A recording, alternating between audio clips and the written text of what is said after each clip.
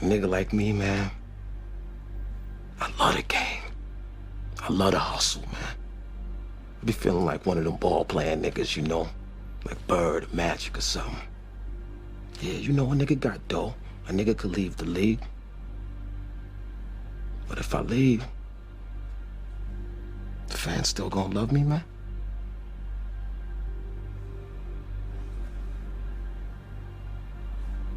I get love out here in Harlem, man. I done sold coke on these streets, man. Hash, weed, heroin. As long as niggas is feeling it, a nigga like me can hustle it. That's my gift in life, eh? You know?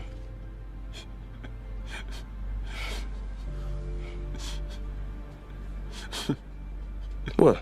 The fuck you laughing at, B? You, man. Funny, man. You a hustling motherfucker, man. For real, baby. You fucking killing me, man. Well, you know me, baby. Here we go again. Here we go again. We're back, people. We're back. Shout out to Black Patriarch. Drop some venom again. The brother is probably one of my favorite, if not the favorite YouTuber. He's probably my favorite. I'll probably go ahead and say this brother's my favorite YouTuber. Black Patriarch. Go subscribe to the channel. This brother drops wisdom. You have to read his stuff, which is, I would say, his only drawback, which, I mean, okay, forcing people to read is not such a bad thing. But anyway, he just dropped a video about the shithole comment that Donald Trump made, which I do think it was politically stupid to do. It was just dumb. I think it was ignorant, and I think he needs to learn, you know, how to operate, because now you've given so much ammunition to liberals and to ignorant people, and I'm gonna say they're ignorant for a reason. Black people are emphatically ignorant when it comes to politics. I've said this on numerous occasions. I've made plenty of videos, things like that. But this comment shows the level of ignorance that black people face. Let's go through some clips and let's look at how black people have been kowtowing and defending foreign nationals coming into foreign individuals coming into this country and competing against the descendants of slaves, because that's really what we are. When you say African American, you really need to be careful. That's probably not the best term to call us. We probably need to be called descendants of slaves. That way, that's very special and specific. Dr. Claude Anderson said that when he was getting interviewed. Look, I'm gonna go ahead and just play this, man. I'm gonna just play this. Check this out. Check out how people are defending and clowning because they believe Donald Trump is racist, which quite frankly, I really don't give a damn if the man is racist. That doesn't really dictate anything to me. Like, I'm not like heartbroken. Oh my God, Donald Trump's racist. Like, that's not how you do it. You don't go through life worrying about the hearts and intentions of a person. Because if that's the case, Obama was gay. Off the top, he was gay. Great example, Chelsea Manning. Chelsea Manning sold United States secrets to the Russians through WikiLeaks, right? Chelsea Manning his name was Bradley Manning at the time. He turned around and got a sex change while he was locked up, and Obama came out, we need to let this guy go. Shit, if that's the case, you should have let Big Meech go. If that's the case, you should have pardoned Big Meech. It's a bunch of black folks he could have pardoned if you just want to pardon guilty people. You keep his little gay ass in there. I don't want his gay ass out here selling secrets, getting out. Now he's talking about he finna run for the damn Senate. And people are considering his ass for running just because he's gay. Why? Because people that are gay are more moral than blacks, than whites, than anybody else, because they're gay. They're the sacred cow of this country. And I'm tired of saying this shit and people acting like they don't hear me. But anyway, Obama defends everybody, you know, but he didn't defend black people. And he didn't speak up for blacks. So let me let you guys watch these clips of black people defending foreign nationals and people that are raised in born in other countries. Thank you.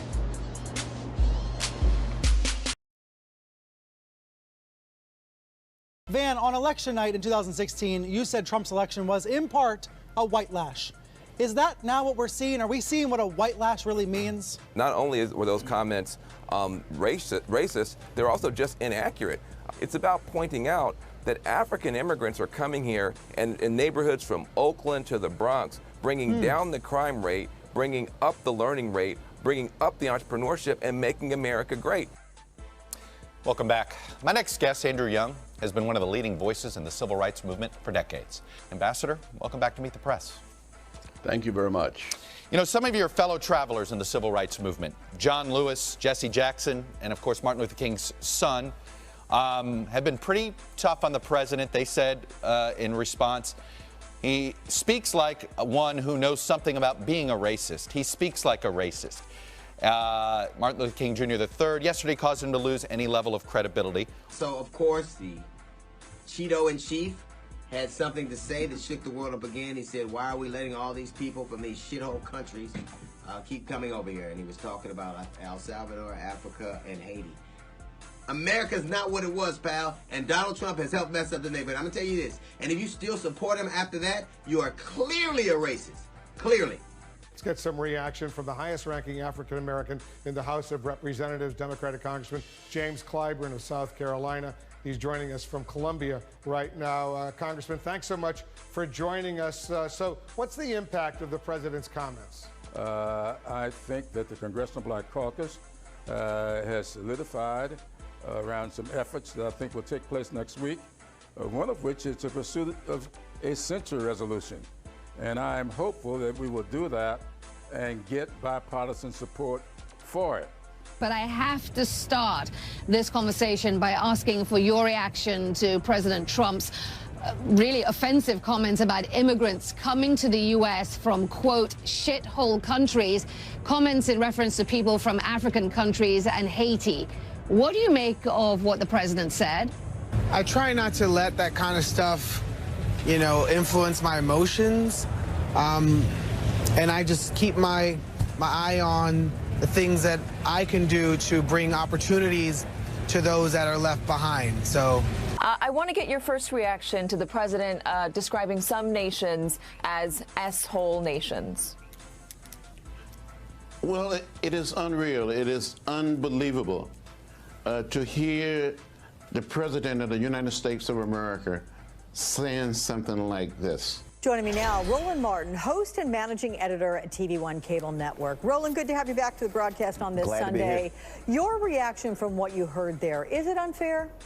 We're focusing on, well, what about these countries? And so we're talking about what these countries are and what they do in the historical reality. No, you have to focus on whiteness. What Donald Trump said was he doesn't want them here. So he doesn't want Haitians, El Salvadorians. He doesn't want African nations here. He doesn't want the people here. That's a question of whiteness. Because what has been driving his agenda, Alex, has been the fact that white Americans in this country feel as if their economic anxiety is a result of those other people taking our jobs. And that's what this is driven by. Look, man, Donald Trump is the first president I've seen in my lifetime that has really wanted to put an end to mass integration, which has shitted on black people. Let's keep this shit a buck, okay? I went down the street the other day to, what is that? Moe's. I don't know if they got Moe's everywhere, but it's this Mexican place. They got some great nachos. I like their nachos with chicken and sour cream and shit and steak. I get it all piled on. They get on my damn nerves every time you go there. It's extra. I'm like, I know, shit, if I ask for it, give it to me. But that's another thing. Anyway, I went there and this Mexican guy, I think the Mexican chick was being nice and smiling and flirting, which I don't give a damn. I mean, I like black women, okay? I don't want her ass. She was a nice chick. I ain't even check her ass. I was just talking. So she went and got the nachos. He came, he said, oh, I got it. So he talking to me with a little attitude. You could tell he didn't like me. And I'm looking at him like, bitch, I jump across and slap the shit out of you. I don't like you either. Look, every time I run into a foreigner that has an attitude with me, I think of all the shit we done been through. And I really don't have a great fuse for foreigners coming to this country treating us like shit. I really don't.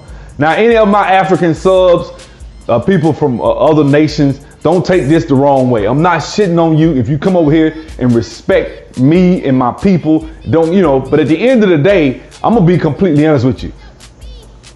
Black people we are like no other people on the face of this earth.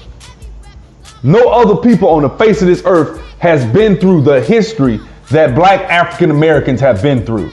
Nobody has been taken from their homeland, stripped of everything. They don't know who they are, right? They don't know where they're from. They're basically injected into the society, forced to build the wealthiest society in history simply because of free labor for decades. Unbridled free labor, not like the normal, year jubilee you can get free after 7 years slavery. No, we're gonna keep you a slave your whole life. You can never earn your freedom. You can never even own property. You just a slave. And I could take your family. I could do whatever I want to do. Right? They did that to us. Then when we finally get free, and I know y'all sick of me telling this history story, but I gotta show you the full breadth of it, because most people, when they talk about it, they bring pieces of it. They talk about, well, I mean, we've been through slavery, then they just stop there. No. We only had a 20-year birth period of real true birth in the African American community. 25 years after the Civil War, where it had been so, destroyed, that whites took to defending and licking their wounds and defending their situation before they focused on blacks. That was called the Reconstruction era. Under that time, black people flourished like you hadn't seen probably ever in this country. We haven't flourished like that since ever. I mean, I know people like, what are you talking about? It was the 1800s. Black people in a couple of years was in the United States Senate, Congress. Black people were building cities. Black people were becoming wealthy. Black people went from zero people, or a very fractional single digit percent of us being able to read, to finally becoming, the overwhelming majority of us becoming literate. So that's what happened. And then all of a sudden, here comes the black codes, here comes the Jim Crow, here comes the racist immigrants that came over from foreign nations who hated black people when they got here off the boat. They despised us because this was a campaign. You see, in order to subjugate a people and do them like they did us, they had to paint us as monkeys. They had to paint us as, this disrespectful, caricature of us. They had to. Otherwise, if they looked at us like they used to prior to the 1600s, we were equal. In fact, the Moors ran Europe.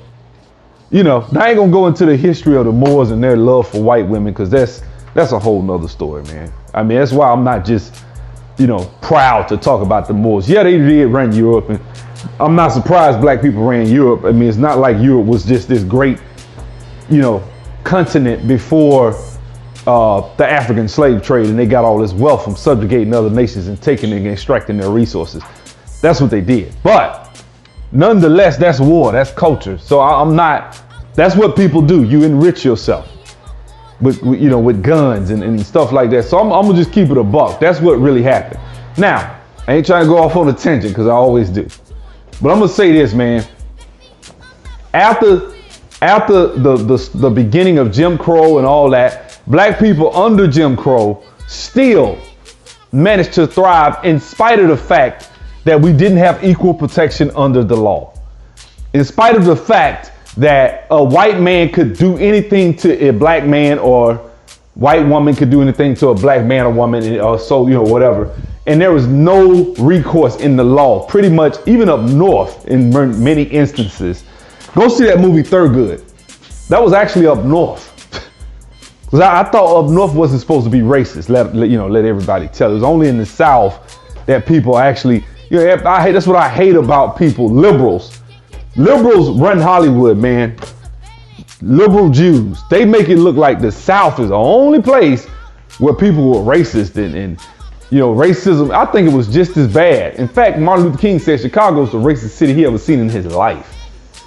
That's coming through Mississippi, Jackson, Birmingham, all that. Mississippi. He said, look, man, that damn Chicago's but the most racially segregated city I have ever seen. It's bad. Chicago. But they talk about the South like we the only ones backwards. The South was backwards and the South is the one that's all messed up. So let me go back. Now, we went through Jim Crow, right? We still were able to build anytime we built something, they came with guns, they created laws, and they stripped it from us in thousands of cities across this country. And I'm gonna get back to the video in a second. But I just wanted you to see this and hear this, because this is the real history of African Americans.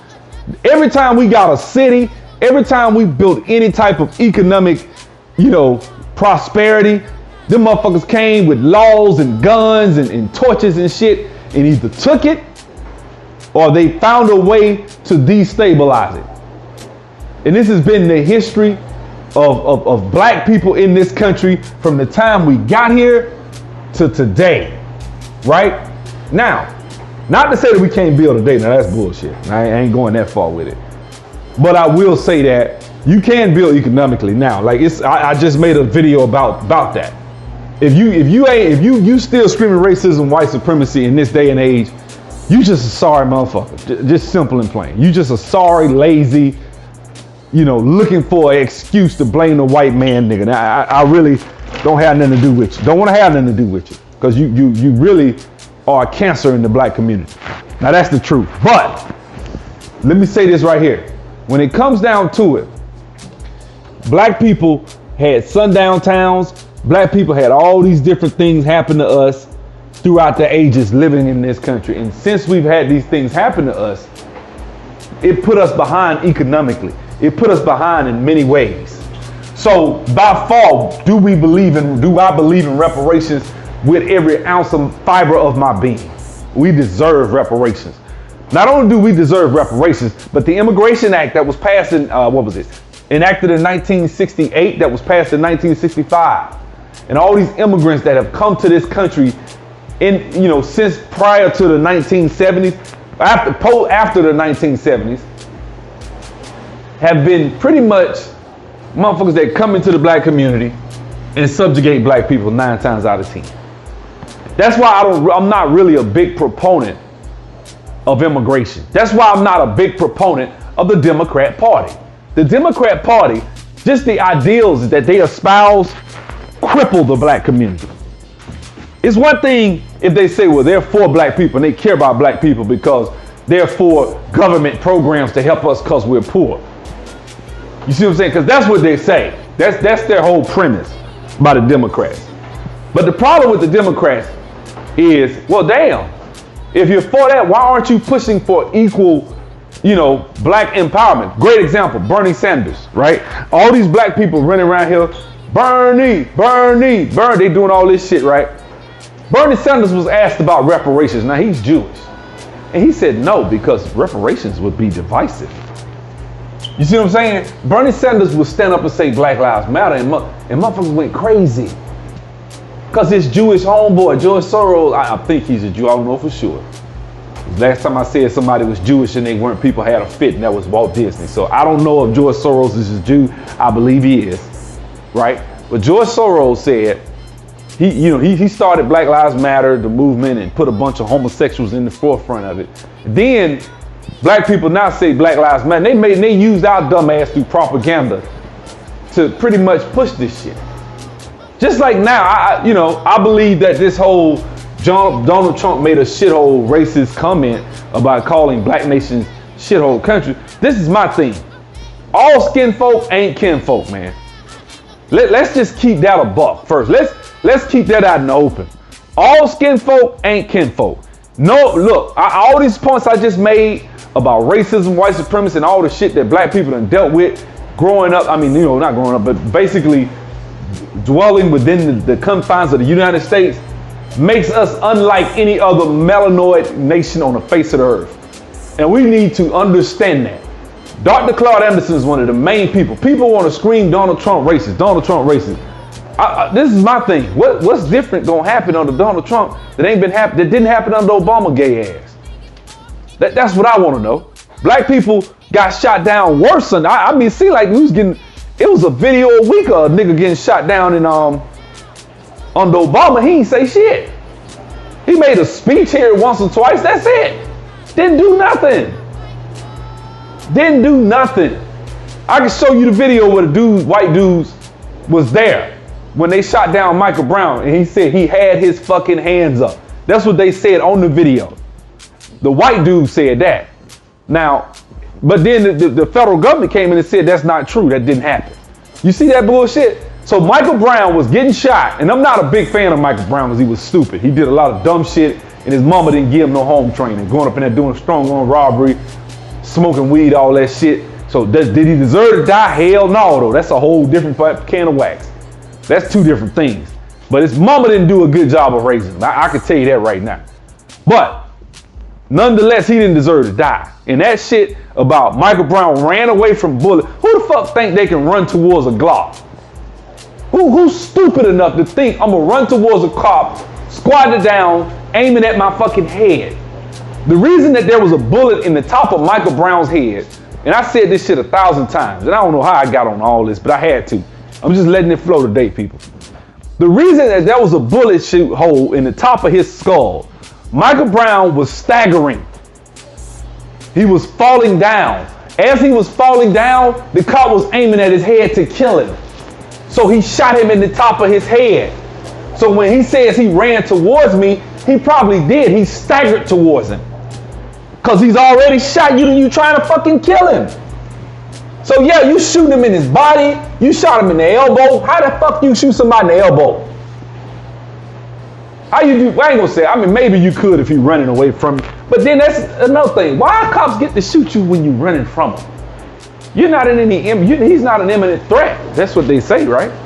That's the way I was taught. I thought the only reason you use deadly force is if he's an imminent threat. Now, I'm going way off on a tangent, but I just had to make all these points about the whole, black people championing the causes of all these foreigners that come to America and all these people that come to this country, and those are our brothers and sisters. And I'm gonna tell you another thing. Y'all ain't gonna like this shit, but I'm gonna keep it a buck. There are a lot of descendants of Africans and Haitians and Caribbean-born blacks that live in America, that speak perfect, fluent English, that look just like us. Them motherfuckers ain't down for us, man. They want to keep. They down for Haiti. They down for whatever African nation their parents are from. That's it. You see that shit all the time with the Africans. The Africans aren't. Look, we the only people on the face of this earth that's all kumbaya because you black. Get the fuck out of here. And let me go ahead and keep this video going, man, because this shit, I got a lot to say about this. Anyway, let me keep this video going, because I see right now I got a lot of shit. I've been said a lot of different things, man. But let me go ahead and keep it going. Fuck Donald Trump.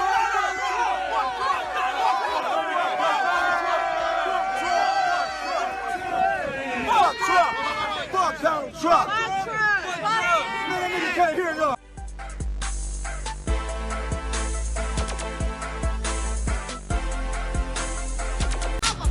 So here you got a dumbass Negro, as the Black Patriarch so eloquently put it, surrounded by Latin immigrants. Them motherfuckers ain't for us. When are you dumb niggas gonna figure that shit out? When? Now let me keep going. What benefit is it to African Americans or black descendants of slaves? What benefit is it to let millions and millions and millions of immigrants come into this country? Huh? What benefit is that? Please, somebody tell me. Thank you. I mean, because let's be honest, Donald Trump's comments were racist. I mean, I ain't stupid by no stretch. They were racist comments. But the problem is, I don't give a fuck. Because it has nothing to do with us as African Americans. It has to do with people who come into this country who compete with us for jobs and resources, who do not look at us as brothers and sisters. They don't. They don't. They come to this country and they operate as, look, especially people from East Africa. I don't know what it is about Kenyans, Ethiopians, Eritreans. I've gotten discussions with these people. It's a lot of them in Atlanta. When I tell you they have a way of looking at us as if they're just black with on the outside, man. When I tell you their mindset is that of a white nationalist, not just white, but just white nationalist. Like, not only am I white, but I'm very pro-white. Like, you niggas are just lazy. They'll tell you that. Ethiopia, there was this chick some years ago made a video going in on black people. And she was married to an Asian dude. She's like, you people are just lazy. And look, man, I ain't got nothing against Ethiopians. I ain't got nothing against Africans. I've been to Africa. I'm down with the Pan-African. I have some Pan-African leanings. I do. But I do have to understand, I ain't no fool either. Like, a lot of them hate us, man. They do. And I know that sounds very ignorant. I've been there. I've seen some shit. Like, a lot of them, when you get over there, they cool. They treat you with respect after they realize you're American. But that respect stops when it comes between you and a white American. Then it's white first. That's just the real shit, man. I know they don't want to hear that. That's true, man. It's a lot of ass kissing going on when it comes to these white Americans and white Europeans. I've seen that shit firsthand. In any nation I go to, Dominican Republic, Brazil, wherever you go, the white man is king. Okay? You think I'm lying? Try me. I done been there. I can tell you specifics. Email me, subzero3639@gmail.com. I can show you instances upon instance of white favoritism from the melanoid people that we so-called our brothers and sisters. But anyway, let's keep going. Cheryl Green was 14 years old. She was an 8th grader living in a Harbor Gateway neighborhood where black and Latino gang members were at war. On the day she was killed, police say Latino gang members were looking for a black person, any black person, to shoot, and they found one. Eyewitness News reporter Darsha Phillips is in downtown LA and has reaction from the girl's family. It is the order of this court that you shall, for each murder conviction individually, suffer the death penalty. 22-year-old Jonathan Fajardo showed no emotion when the judge sentenced him to death for killing 14-year-old Cheryl Green and a witness to the crime, Christopher Ash. I tried to have some compassion for him, but seeing that this man doesn't, it's like he's a monster. It's like he's a monster, and how can you have passion for someone like that? Fajardo, 18 at the time of the killing, opened fire on a group of African Americans in Harbor Gateway. Police say Fajardo, a member of the 204th Street gang, targeted the group because they were black. I thought those days were over with, and we got out there and did what we had to do to bring, notoriety to the situation. The killing sparked an outcry of protest from community members and elected officials. I further find that the murder was premeditated, willful, and committed with malice aforethought. Fajardo was eligible for the death penalty on the special circumstances of multiple murder, committing a hate crime based on race, and committing the crime for a gang. I mean, they killing little girls and people in America. I mean, what's up with La Raza? What's up with the black and brown coalition we've been hearing so much about from these politicians? Where is it? Why is it every time Barack Obama had to give any speech or anything remotely close to speaking about black people, he had to say and brown? Why did he have to say black and brown? Because Latinos are doing way better than black people are in this country. Way better. They got more banks. They got a higher net worth. And that's with a bunch of them jumping the fence. Coming over here working and waiting on tables and not waiting on tables, cooking and washing dishes and doing a lot of low end jobs but yet and still they got a higher net worth than the average black person. But damn, every time you talk to a black person, especially when it comes to Democrat, Republican, they start talking about, well, these people pick fruit and they do jobs we don't want to do. That, which is the biggest damn crock of bullshit I've ever seen in my life. It really is. Now, I'm gonna say this again. There is some truth to the fact that a lot of these Mexicans will come over here and bust their ass and hurt and hump hard. And I'm torn about it because I love my people, but at the same time, a lot of us don't want to do shit. These Mexicans come over here and they'll go to school or they'll go learn. I ain't gonna say go to school. They come over here and start doing framing, electrical, plumbing. You know what I'm saying? Sheetrock. I done seen houses. I'm out here getting ready to do my own shit. I'm probably gonna have to fuck with a whole crew of Mexicans to do every damn thing on this house. Everything. And that's fucked up. Why? Because I can't find nobody under 60 that wants to do the work, that knows how to do the damn work. That's on us. That's why they running circles around our ass. But these motherfuckers over here to compete. We in a fucking game and they running the fast breakdown, they passing that bitch up and they dunking on our head. That's what's happening. And your ass is out there lollygagging, playing and laughing while these motherfuckers putting a whole full court press on your ass. You play basketball, you know what a press is. That's when motherfuckers don't even want to let you get cross half court with the ball. Soon as you pass it, they cutting the pass off in the passing lane. They getting that bitch up, they either shooting a three or dunking. And they back on the ball, hard nose, locked down man to man. That's what they doing our ass. And we out there running up, playing the ball, passing, laughing. Ain't shit funny, man. Ain't a damn thing funny. And anytime the ref call a foul on them, we want to fight the ref. That's what this shit is right now. Donald Trump is the referee. He called a foul on their ass. And that shit is right in that even though it might not have been a foul, but guess what? Our ass is getting blown out by 30, by Hispanics, by these foreign nationals, by these people coming into the United States from these quote unquote shithole countries. That's a fact. They coming over here with a Mexican nationalist or whatever mindset, and they like, man, I'm pro Mexico, I'm pro Haiti. I'm just telling you the real shit, man. And we got to get off this quasi-conscious shit. This conscious movement killing our ass. It really is. I miss you, bro. What's up? Good. Yo, this is my brother right here. He used to work down there a block away from where I used to live at. And that's the guy who knows the meaning of bang. That's what I'm talking about. Yo, look, man, I'm an immigrant. And what you black bitches did to me that work in the offices of African-American politicians, I will have none of you black nigga bitches console me in any way, shape, or fucking fashion, because I'm a soldier, see? Until I fucking conquer you. That's true. And you're laying at my feet, kissing that shit. I will not allow you to console me until I have conquered. You hear that? You hear that hate?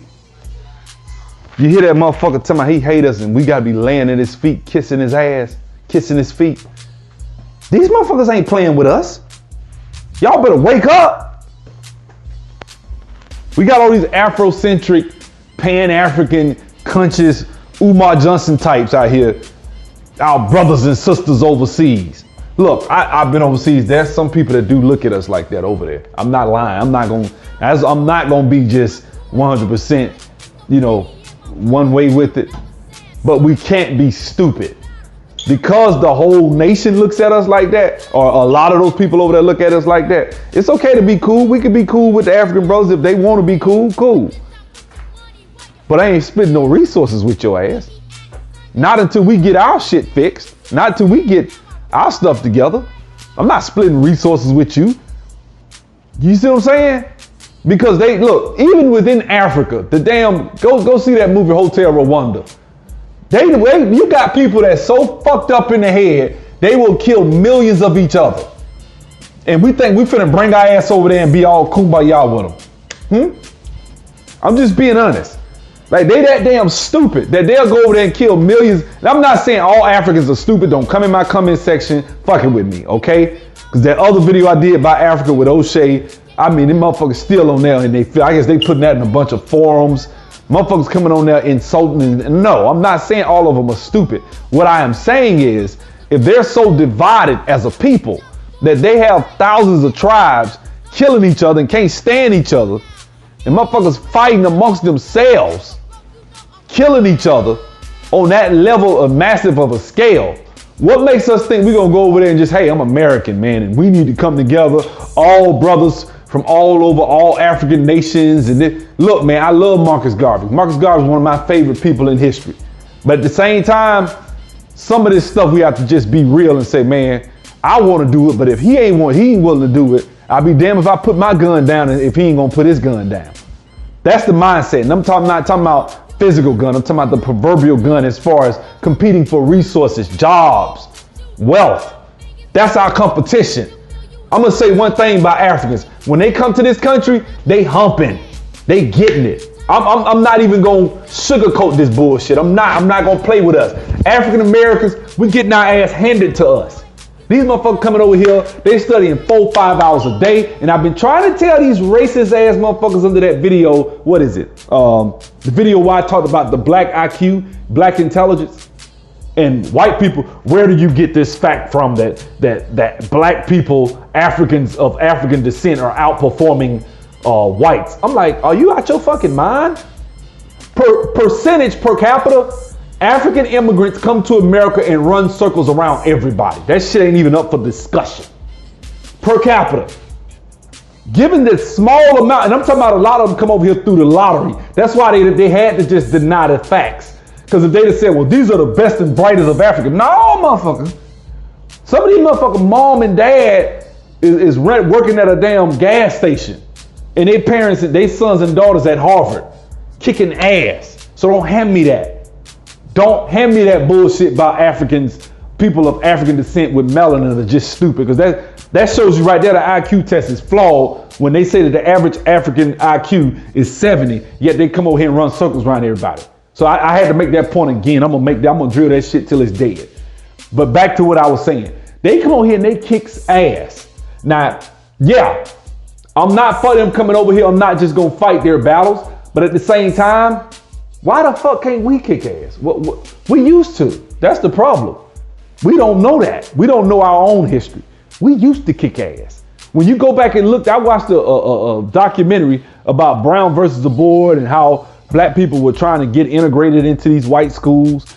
And some of the students that were going there were exemplary. I mean, these people would kick ass. It was a big deal. And a lot of those people that went to those white schools were, great intellectuals. It was nothing for a black person. Almost damn near, most black people back then were very intelligent. They had to be. Because shit, you got to look at it and then no, they wasn't intelligent. Look, man, those people were more intelligent. Look, I saw some statistics. They said 100 years ago, more black people can read than today. Like, we have gone backwards in a lot of areas. So the reason I would say that those people were actually more intelligent back 100 years ago, our ancestors, our greats and greats, was because pretty much they were in a situation where they were denied certain things. So when they got a chance, they maximized it. Kind of like how these Africans are when they come over here and Hispanics and all that. But so I'm gonna go back to my main premise again. But they're not our friends. They're not. Okay, East Africans, Somalians, and Ethiopians. I know you're gonna hate me because y'all are really sensitive when it comes to y'all's race or anyone saying anything to y'all. So I'm just going to get ready for the hate comments. I'm a monkey looking bitch. I'm a Bantu whore. Ugly, this and that. So I'm just going to get ready for it, okay? But number one, I cannot help that I'm West African. I cannot help that my ancestors are West African. And I think I speak for all African Americans, especially the women. So if you hate me or other African Americans because of our West African facial features and our hair texture, then you need to talk to Allah about that. I get a lot of inboxes and I see a lot of comments of hate towards us. And they literally make fun of us. Y'all do. And you know, it really, you know what, I'm not gonna lie, it hurts me. It hurts my feelings. And I know that's what y'all's intention is to hurt us, to make us feel bad about ourselves, for us to have low self-esteem. You know, I've always been very Afrocentric ever since I was a little girl, 3 years old, very Afrocentric. And I was always taught by other Afrocentric people, you know, to love Africa, to love the whole continent, Mama Africa, because we're all black people, you know, regardless of, you know, bone structure, hair texture and structure, whatever, you know. And that was also before we knew where we descended from too. So since a lot of African Americans don't know where they originate from, we just accept all Africa. What's funny, she talked about how they gonna call her all these names and they mad at her, and this conscious shit is probably causing us more detriment. Ain't no problem, it is causing us more detriment than good. Being aware of one's, you know, self and your history and things like that, I'm all for that. I don't have no problem with that. But taking a broad brush and swathing over all thousands and thousands and hundreds of thousands of years, or however many tens of thousands of years of history with a broad brush, and just painting all people with melanin as down with the cause because they from Africa, or they from Haiti, those are our brothers and sisters who were taken in slavery, and they coming over here with a whole different mindset. You got to understand the way politics are now. For example, I'm gonna give you a great example.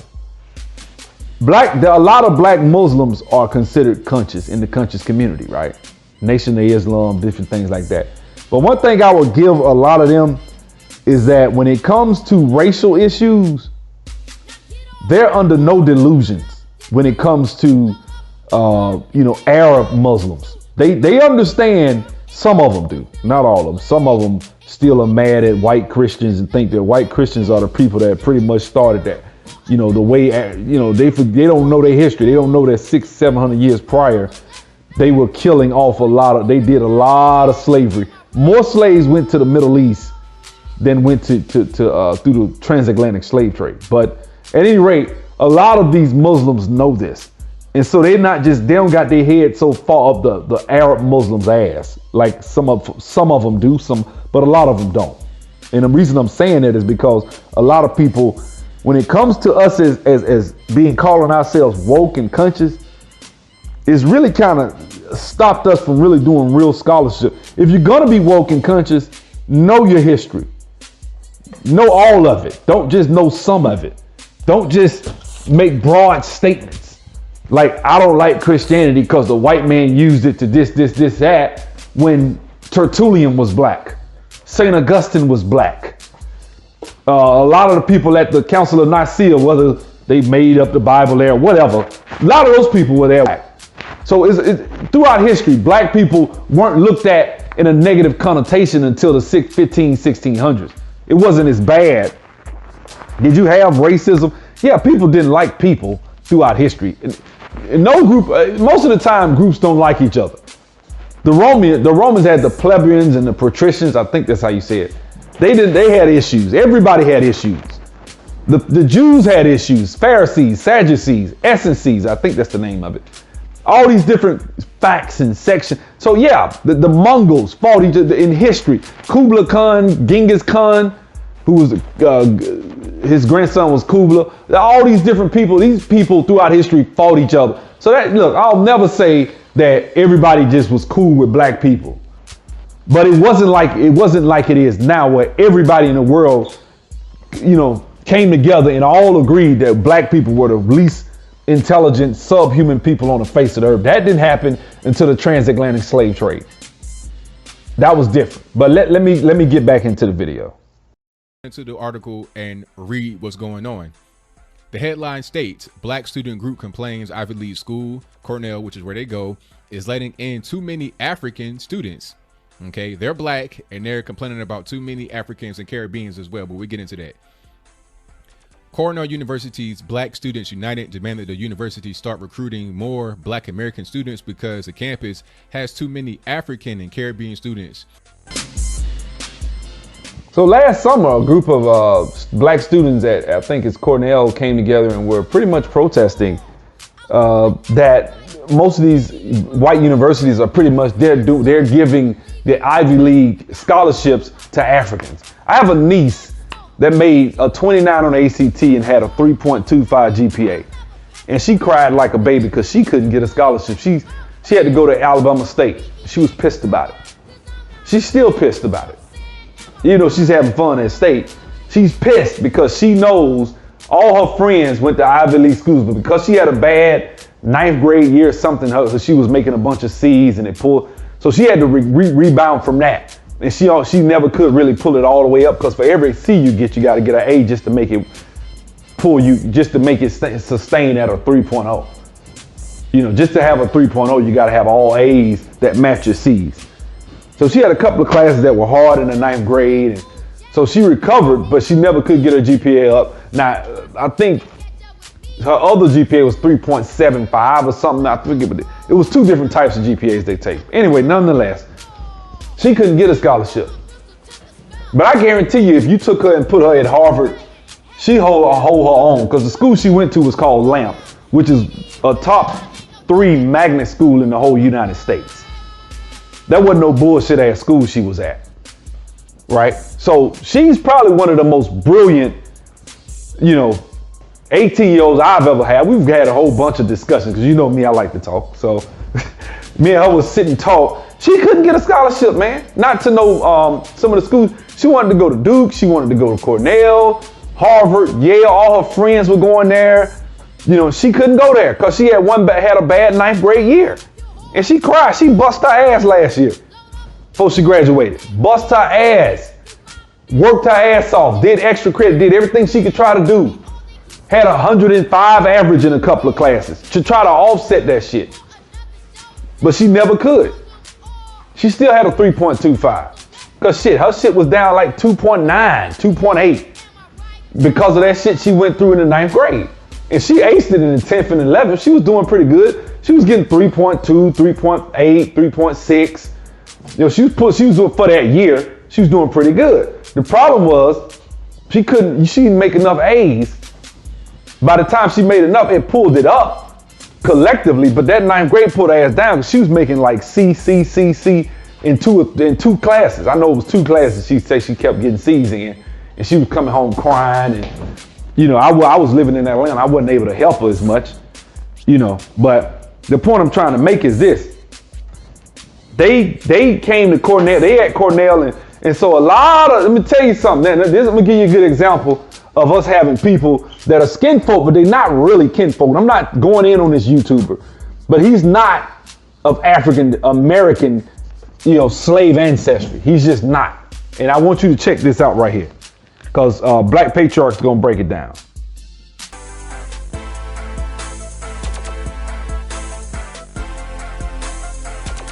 What's going on, people?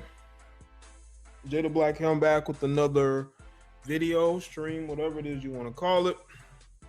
I have got to talk about this article from the Daily Caller. And it basically just shows you why nobody takes black people seriously, not even black people. You have a black American students who are at Cornell University, and you're going to the same university that those African students worked hard to get to, and say, damn, we can't compete with them. Not socially, not, education wise. We want to get those smart Africans out so we can get the black Americans in there so we can either socially get along with them and we can compete better with them in the classroom. You're all about Africa. But when you realize you can't compete with those Africans, you realize those Africans don't fuck with you. Now all of a sudden you're complaining to the university? Does this seem right to anybody? They think they can go tell the university, we got too many of them Africans. We don't want them here. We want more black Americans. As if there's a lot of black Americans who academically can get into Cornell.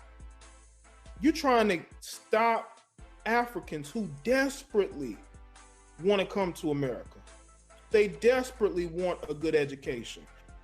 Why would you want them to get shut down and then have you move into that house?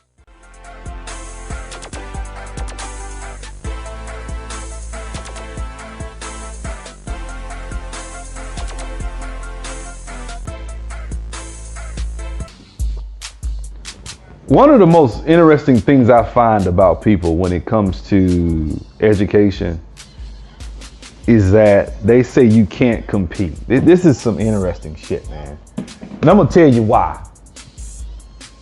You know, I really don't have too much more to say about that Cornell situation. I mean, you know, Black Patriarch masterfully broke that down. Just pretty much all he did was just put the information out there and let you look at it. See, you gotta be careful who you let talk to you on the internet or who you watch. Because a motherfucker speak perfect English just like I can. And my parents could be from damn Haiti. Or my parents could be from, you know, Nigeria, or, you know, it's a lot of them going around getting jobs. A lot of Africans in Hollywood taking movie roles from black actors that are American born. And everybody looked at Samuel Jackson and all of them when they said something about it. Oh man, he crazy, man, he crazy, you know. And one of the biggest things I find about that is that when you listen to a lot of these people that are immigrants from these other countries, one of the biggest things they always scream is, we need more diversity. Because they always, you know, they always down for that shit. But anyway, I just wanted to put that out there. But, damn, I lost my train of thought. Let me just keep going, because I'm all over the place on this video. I'm not doing too well on this one. Anyway, let me keep going. Thank you. Let me say this. This just came back to me what I was about to say. This is the point I was about to make. When it comes to education, when I was in school, my high school counselor told me I'm not college material and that I should not go to college. She said I should join the military because I'm not ready for college because I had a 1.9 GPA coming out of high school. Now, take in mind, I was taking calculus, trigonometry, you know, all these different advanced courses, human anatomy and physiology. I wasn't just taking, you know, general science and general math, doing long division and multiplication. That shit was easy. I knew how to do that in the 6th, 7th grade. And by the time you get to the 12th grade, you still doing that same shit. Yeah, you have a higher GPA than me.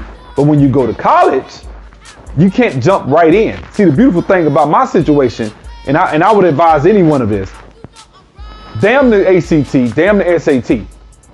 Go to community college.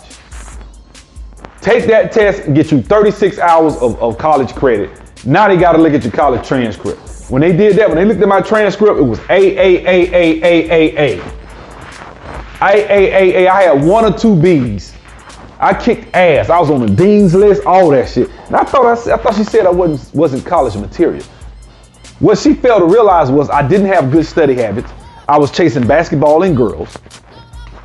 And when I got to college, I was more focused because all I had to do was go to school and I was playing on college basketball team. So I got to, even in community college, I went to Wallace State Community College in Hanceville.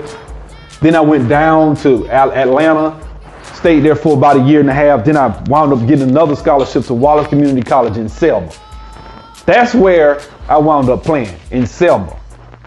So yeah, I had fun, but I did my work. It was easy. It was easy, man. I graduated, I was SGA vice president, I was on the dean's list. That was in community college. But I thought I wasn't college material. Now I did struggle at Tuskegee when I got there, but it wasn't because I wasn't college material. It's because everybody struggles in that damn computer science department. They had a world-class computer science department over there. There was one semester, this lady failed 52 people. I dropped the class, but she failed 52 out of 60 people. She was a terrible teacher. I could see if she was good. She was just terrible. She just didn't understand how to teach people. Her name was Miss Lester. I forget what she's doing now, but her dad worked there. But she flunked a bunch of people. And the point I'm trying to make is this. Just because you at Cornell and you're African, and when you say smart students, as Jada Black said, the smart students, as if people that made a 28 on the ACT with a 3.25 can't do the shit at Cornell, can't get their work. Get the fuck out of here.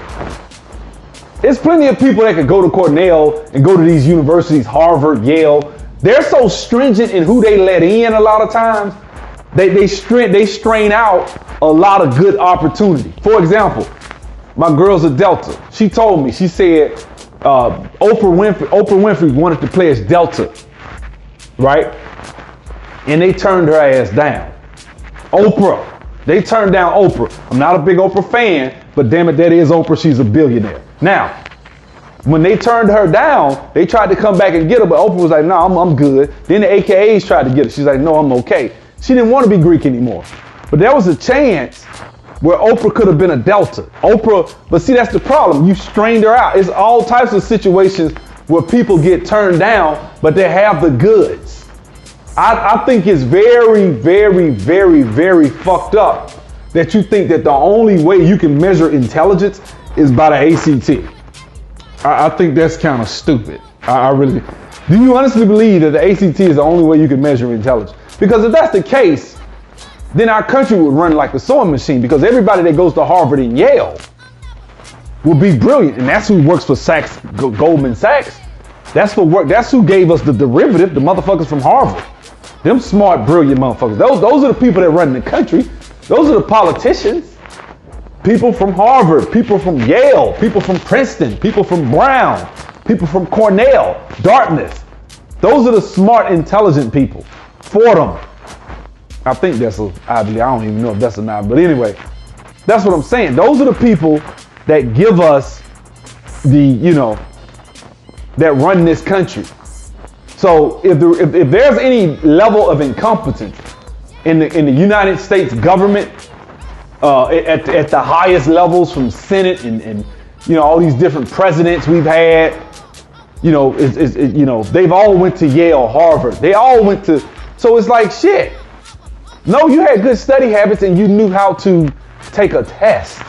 And it doesn't mean that you actually are the best and brightest person. In fact, if you look at a list of all of the Nobel Peace Prize winners, you will see a bunch of people from, colleges, not non-Ivy League schools. Regular, some of these school names are crazy. You're like, what the fuck is that? Some little small podunk ass school. Motherfucker won a Pulitzer. I mean, not Pulitzer, damn. Nobel Peace Prize. So what does that tell you? Intelligence is not, let me tell you something. I'm going to say this again, man. Read the book, The Outliers. In that book, Malcolm Gladwell talked about, he said you have to be smart enough, which smart enough is just having an IQ over 115. That's it.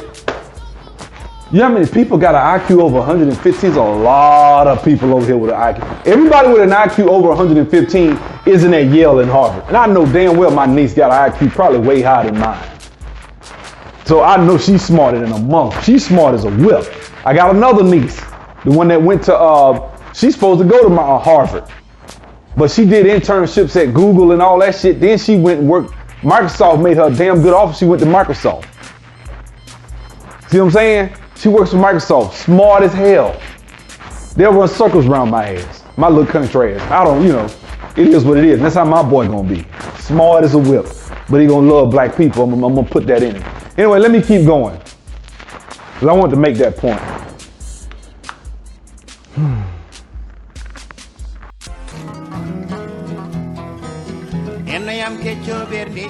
The Ivy League schools in our sample had 40% of the black students were of immigrant origin. And the question whether or not African immigrants and other black immigrants should benefit from affirmative action.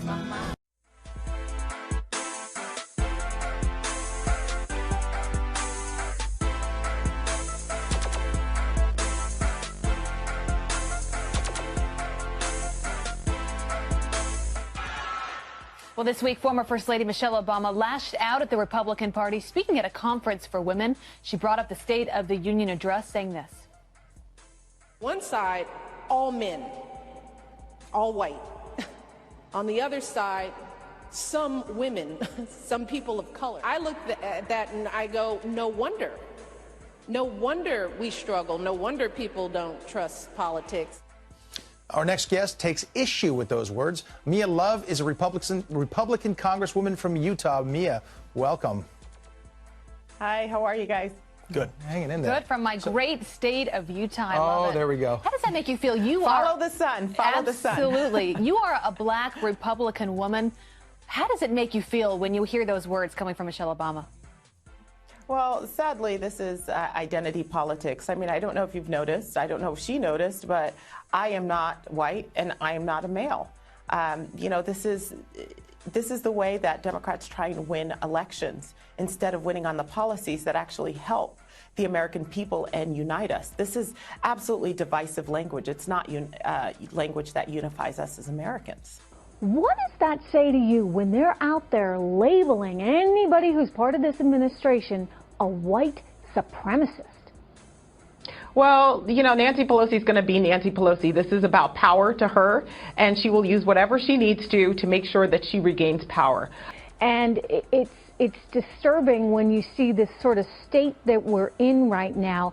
And I do worry, Representative, that the left is just going to keep hitting this, and they're going to try and play this race card at a time when we've already moved so far beyond that.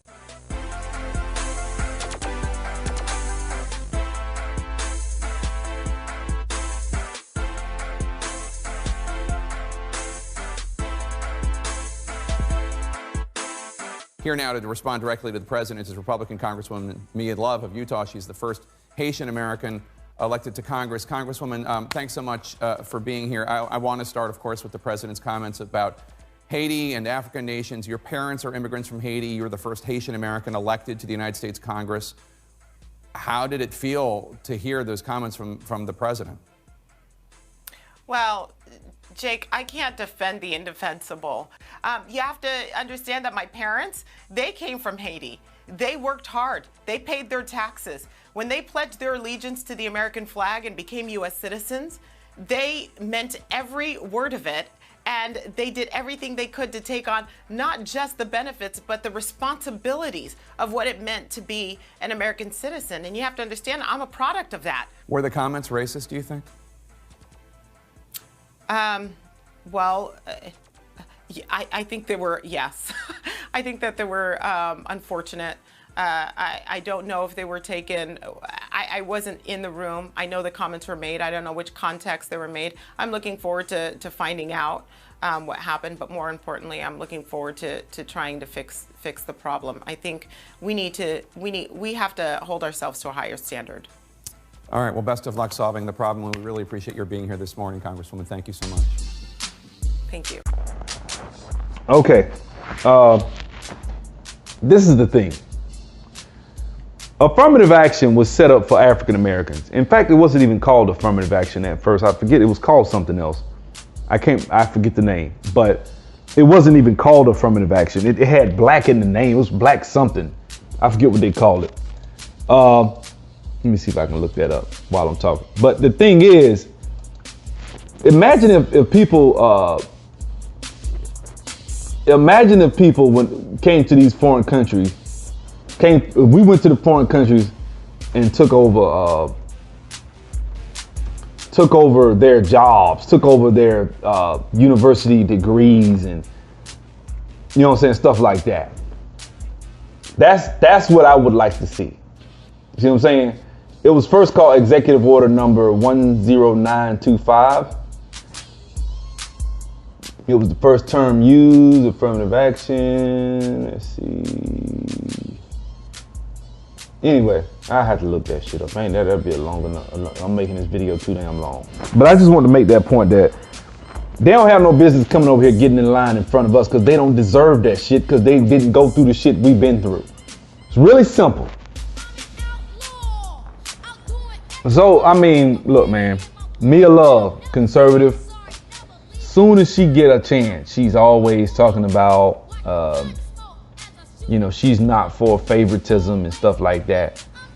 But when it came to Donald Trump and his coming, she came down on the side. My parents came over here and they worked hard. This look, it's not about hard work.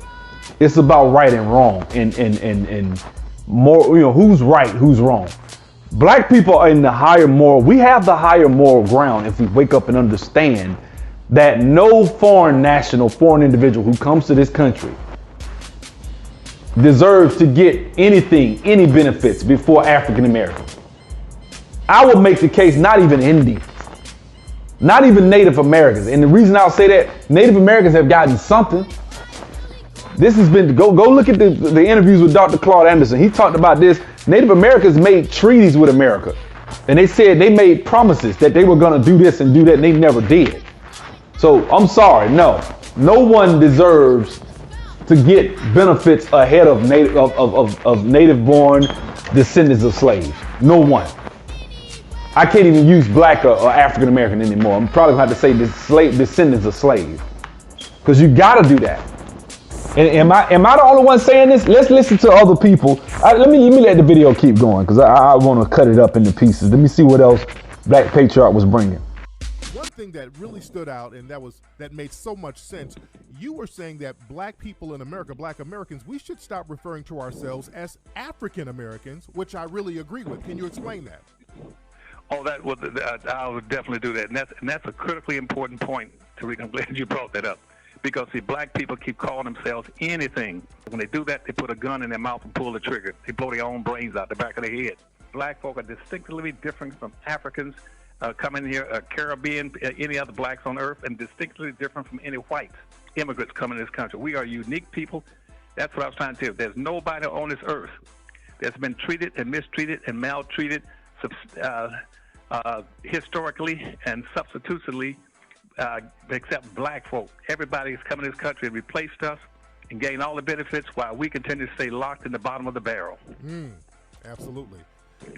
Why do you think and you pointed this out in the book, that so many black people think that we have this camaraderie with these other falsely labeled minority groups, and we don't.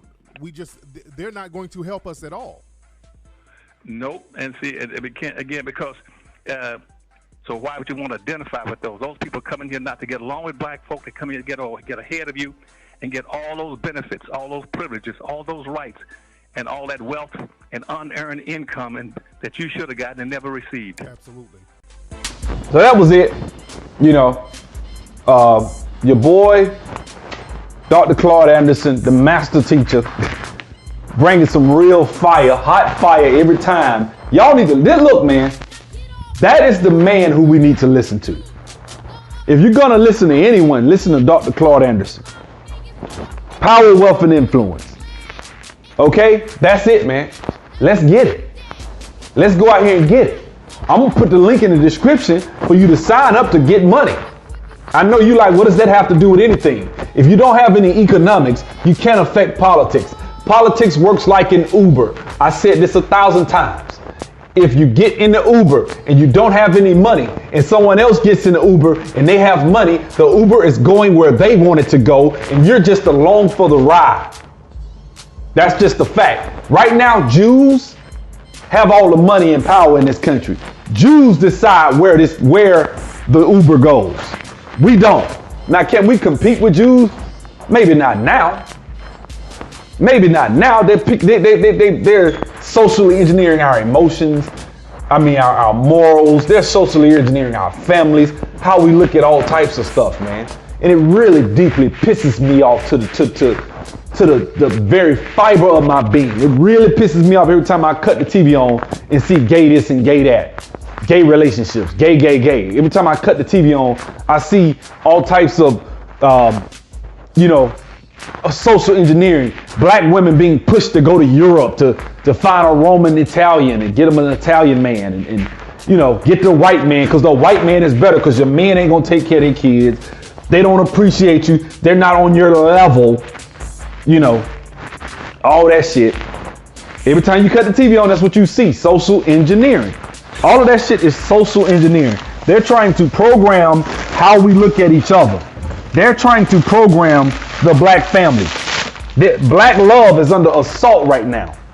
Why is that? You see what I'm saying? So when I hear people go in on black women and go in, I'm like, look, you're helping the whole cause, man. I heard Mr. Research make a point yesterday. He said, a lot of brothers on YouTube are saying that they don't want to help young black boys because they came from single moms. They so mad at the single mom epidemic that they're just like, fuck it. Fuck you. You a young kid, young black boy. I'm not going to help you because you came from a single mom, which I don't know what the fuck that's supposed to mean. But anyway, that's this video. I just wanted to put this out there. Shout out to Black Patriot for making another masterpiece. Thank you. The ruling oligarchs, the people that are the power behind the system we see called government, are changing the cultural and psychological characteristics of Black Americans. And they're doing it in very nuanced ways. They're doing it in ways which the average person would not even notice on a daily basis. If you don't know what I am about to tell you, it is because, as usual, too many of us are misinformed or misled, or we are just simply ignorant because we have not paid attention. The growth of immigrant Africans from Nigeria, from Ethiopia, and Eritrea has been steady at about 2% per every 2 years since 1980. So if we assume that 2%,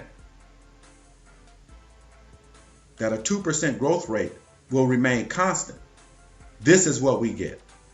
By 2050, greater than 35% of the Black population of 66 million will be young immigrants and descendants of immigrants, while the population of descendants of slaves will be about 34 million people, the same that it is today. And since they are people of African descent, this is not something that you're going to notice on a daily basis. You're just going to say, oh, that's a Black person. And that's true. But those immigrants have a different cultural orientation. They have different values. If descendants of slaves don't care about each other the way other groups care about themselves,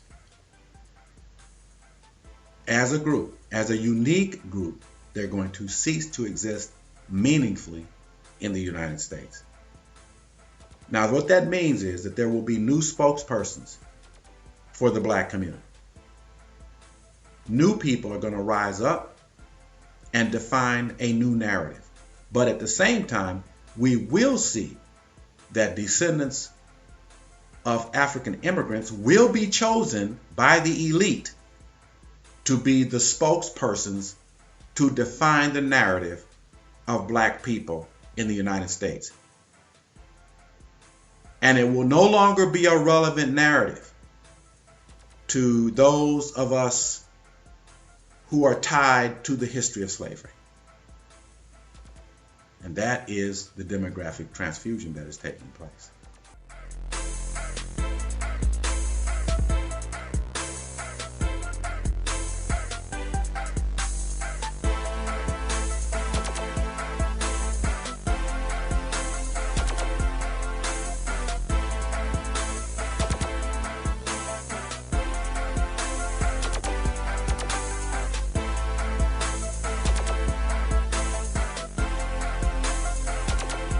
Black patriarch